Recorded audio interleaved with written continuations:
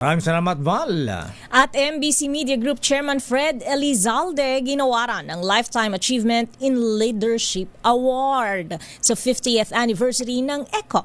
Ida tayo mga balita, Arnold Herrera. Arnold. Magandang hapon, Ms. Thea Lakay. Kasabay ng kanilang golden anniversary, binigyang pagkilala ng Employers Confederation of the Philippines o ECOP ang mga natatanging individual at institusyon na nagpamalas ng hindi matatawarang ambag bilang boses ng business sector sa Pilipinas.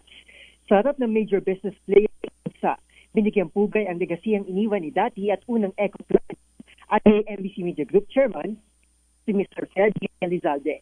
Ginawaran si Elizalde ng Lifetime Achievement and Leadership bilang kilala sa husay at serbisyo para sa organisasyon.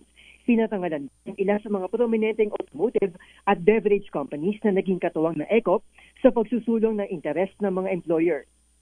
Sa talumpati ni Cesar Mamon, ECOP Organizing Committee Chairman, sinabi nito na hindi lamang isang selebrasyon ng National Conference of Employers ngayong taon, kundi isang call to action para sa digitalization ng Philippine business landscape.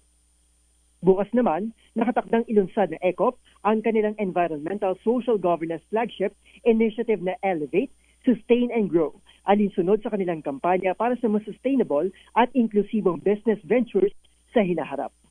Para sa DZRH TV, ako po si Arnold Herrera. Una sa Pilipinas, una sa Pilipino.